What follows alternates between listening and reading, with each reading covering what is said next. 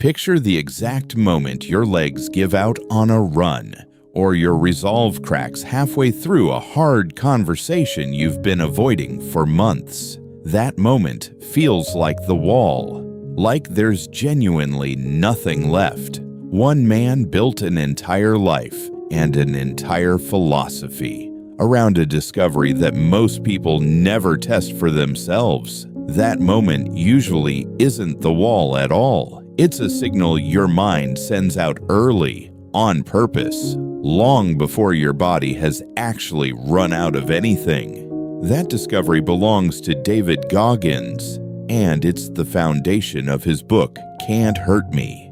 Goggins grew up in genuinely brutal circumstances, dealing with childhood abuse, poverty, and racism that left him overweight, directionless, and working a job he hated by his early 20s.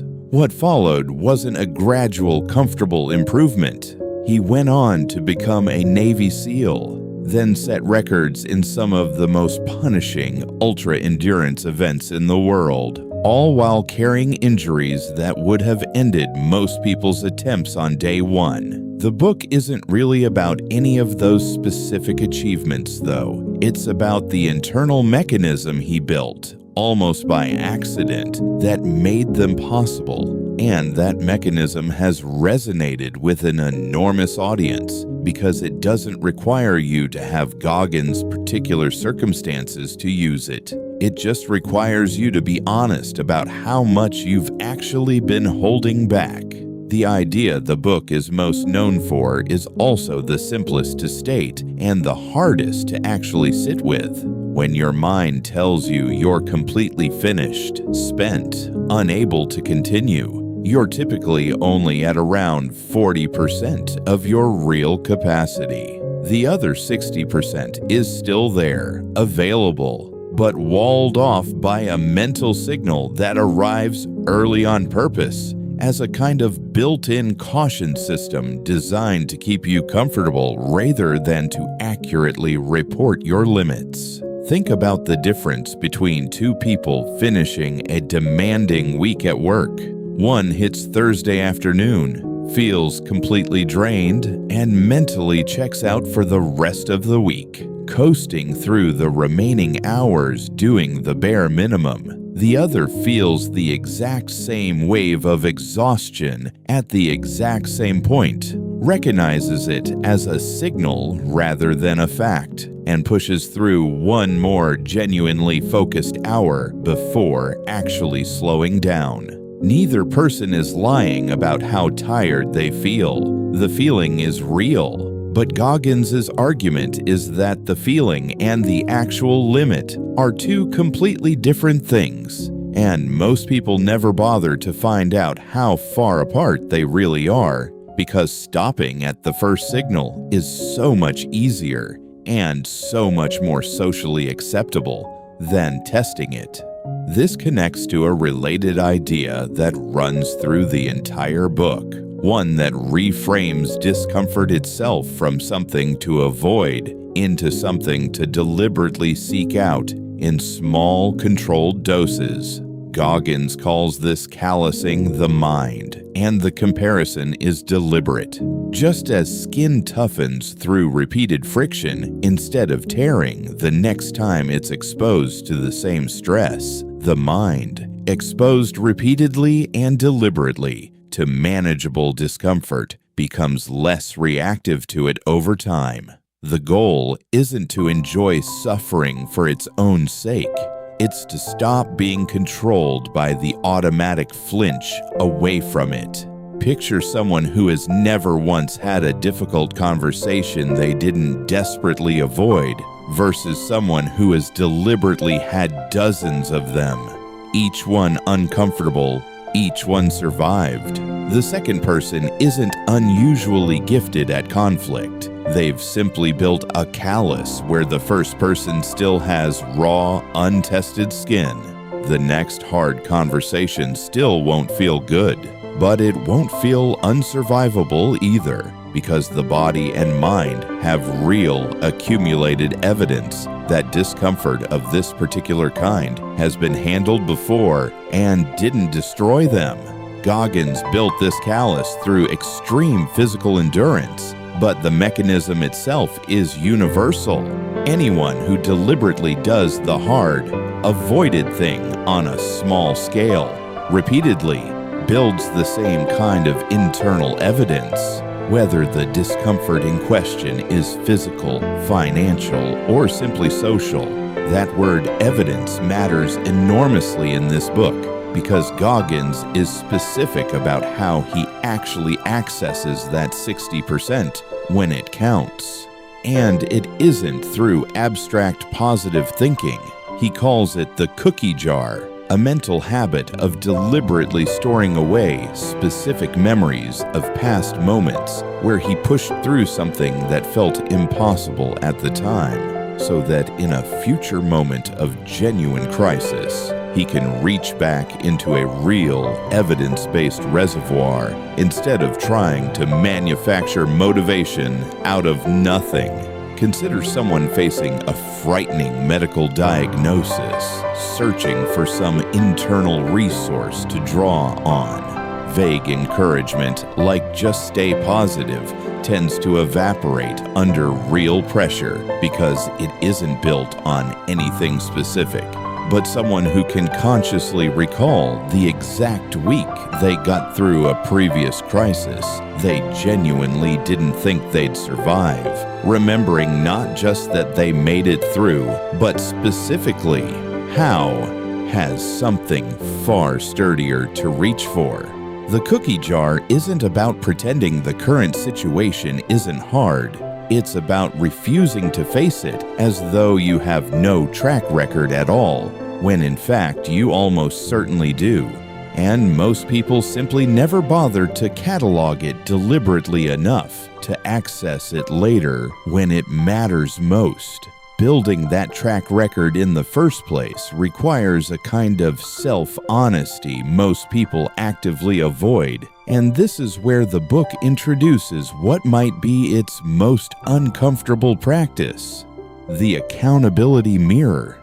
Goggins describes literally writing down, on sticky notes stuck to his bathroom mirror, the specific things he was failing at, and the specific excuses he was using to justify each failure, forcing himself to confront them daily instead of letting vague self-criticism drift by unexamined and unresolved. Think about the difference between someone who vaguely feels bad about being out of shape and someone who writes down, specifically, I have skipped the gym for 11 straight days, and the reason I'm telling myself is that I'm too tired after work, even though I have energy for an hour of television every single one of those nights.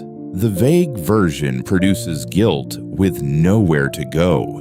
The specific version produces something closer to evidence, laid out plainly enough that the excuse can't hide behind fog anymore. Goggins' argument is that most people fail, not because they lack the capacity to change, but because they've never actually forced themselves to see their own patterns in specific, undeniable language. Vague self-awareness is comfortable precisely because it never demands anything. Specific self-awareness, stared at daily, eventually does. There's a more provocative idea in the book that tends to divide readers, and it's worth presenting honestly rather than softening it into something it isn't. Goggins talks about using other people's doubt, dismissal, or outright cruelty as fuel, a practice he bluntly calls taking souls. Deliberately using the moment someone underestimates you as a private source of motivation, proving them wrong, not for their benefit, but for your own. This isn't a recommendation to seek out conflict or to build your entire identity around spite. It's a specific, narrower observation. Doubt from other people is going to arrive whether you invite it or not, and you have a choice about whether it deflates you or quietly sharpens you. Picture someone who's told directly or through obvious body language that they're not cut out for a promotion they're pursuing. One response is to internalize that doubt as accurate information about their own limits. The other is to let that specific moment become a private reference point, something they return to on the hard days between now and the outcome, not as bitterness carried forward indefinitely, but as one more piece of fuel spent efficiently and then set down. Goggins isn't suggesting you should go looking for people to doubt you. He's pointing out that when it happens anyway, as it eventually does to almost everyone, you get to choose what that moment does to you afterward, and most people default to letting it confirm their fears instead of using it to disprove them. All of these pieces point toward a broader distinction the book draws between motivation and discipline, and this might be the most practically useful idea in the entire work, because it corrects a mistake nearly everyone makes without realizing it. Motivation is a feeling, and feelings are unreliable by nature. They show up some days and vanish on others, often at the exact moment you need them most. Discipline doesn't wait for the feeling to arrive. It acts regardless of whether the feeling is present, which is precisely why it holds up under the conditions that make motivation collapse. Think about two people who both commit to a new morning routine. One relies on feeling motivated each morning to get out of bed and start, and predictably, by week 3, the motivation is inconsistent, and so is the routine. The other builds the habit around a decision made once, in advance, that this is simply what happens at 6 in the morning, regardless of how they feel about it that particular day. The second person isn't more naturally driven than the first. They've simply stopped outsourcing their behavior to an emotional state that was never going to be reliable in the first place. Goggins' entire endurance career runs on this distinction. He wasn't motivated during most of the hardest miles of the events he's known for. He was disciplined, which meant the absence of motivation was never actually a valid reason to stop. There's one more habit the book returns to that ties directly back to that first idea about the 40% barrier, because it's the practical tool Goggins uses to actually push past it in real time, rather than just believing in the abstract that more capacity exists. He sets brutally specific goals, broken into small, immediate targets, rather than one distant, vague outcome that offers nothing concrete to grab onto in the middle of genuine suffering. During an ultra-endurance race, he doesn't think about the finish line 60 miles away. He thinks about the next telephone pole, the next mile marker, the next 5 minutes he has to survive before he's allowed to reassess. This translates directly into ordinary situations far removed from anything athletic. Someone facing a genuinely overwhelming project at work, the kind that feels too large to even start, rarely benefits from staring at the entire scope of it. What actually gets them moving is narrowing the target down to something absurdly small and immediate. Not finish the project, just open the document and write one paragraph. The distant, vague goal produces paralysis because the mind has nothing concrete to act on. The narrow, specific one produces motion because it's small enough to actually begin, and beginning is very often the entire battle. Goggins' point is that willpower isn't usually defeated by the size of the whole mountain. It's defeated by trying to think about the whole mountain at all, instead of the next single step directly in front of you. The last thread worth pulling together is less a single technique and more the orientation underneath everything else in the book. The deliberate decision to stop treating comfort as the default goal of a life and to start treating growth, even uncomfortable growth, as something worth choosing on purpose. Most environments are built to minimize friction wherever possible, and there's nothing wrong with that on its own. But a life engineered entirely around avoiding discomfort tends to produce a person who's never actually tested, who has no real evidence of what they're capable of because the test was never allowed to happen. Consider someone who has spent years choosing the easier option at nearly every fork, the manageable job over the ambitious one, the comfortable relationship over the honest conversation, the familiar routine over the harder path that might actually lead somewhere new. None of these individual choices looks dramatic,